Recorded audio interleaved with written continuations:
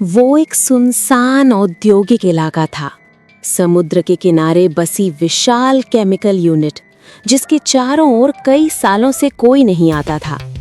उस रात अचानक फैक्ट्री के भीतर से अजीब गड़गड़ाहट गूंजी। कुछ ही पलों बाद तेज धमाके की आवाज आई और आग की लपटें आसमान तक उठ गईं। उसी वक्त फैक्ट्री के गेट से एक कार पूरी रफ्तार में बाहर निकली।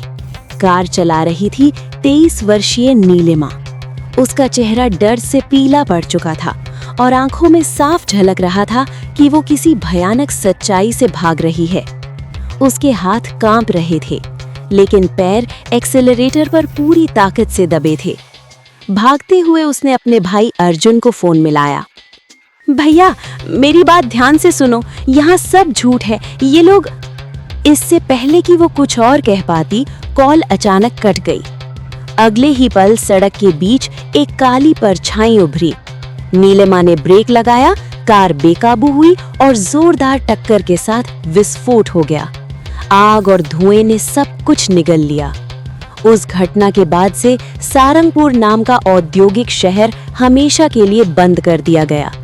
सरकार ने इसे टॉक्सिक जोन घोषित कर दिया। लोग कहते थे, वो शहर एक ही रात में मर गया। 5 साल बीत चुके थे। दिल्ली में रहने वाला अर्जुन आज भी अपनी बहन नीलिमा को भूल नहीं पाया था।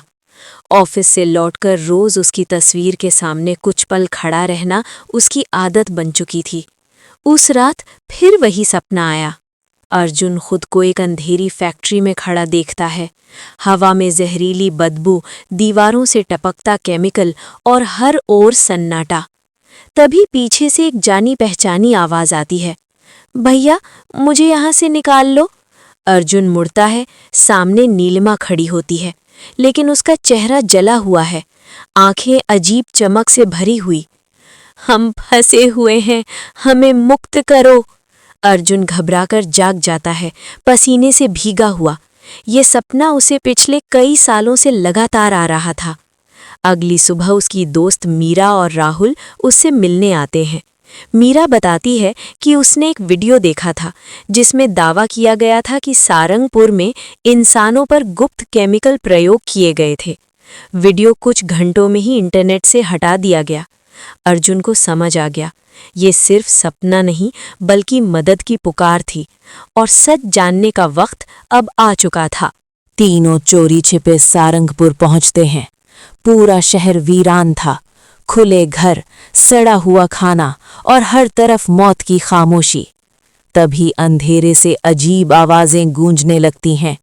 टूटे फूटे शरीरों जैसी आकृतियां उनकी ओर बढ़ने लगती हैं। भागते हुए वे एक जली हुई फैक्ट्री में छिपते हैं। वहीं अर्जुन की मुलाकात नीलिमा से होती है। वो बताती है कि फैक्ट्री में इंसानों को जहरीले प्रयोगों से बदला गया था।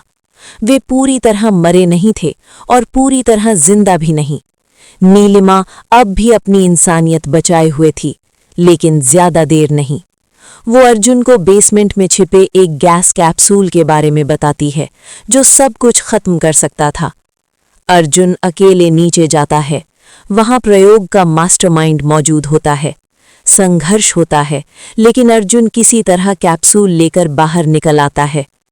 अपने दोस्तों को खोने के दर्द के साथ वो कैप्सूल तोड़ देता है। तेज धमाका होता है, जहरीली गैस फैलती है और सारंगपुर हमेशा के लिए राख बन जाता है। पीछे मुड़कर देखे बिना अर्जुन वहां से चला जाता है। कुछ सच आग में ही दफन होना बेहतर होते हैं।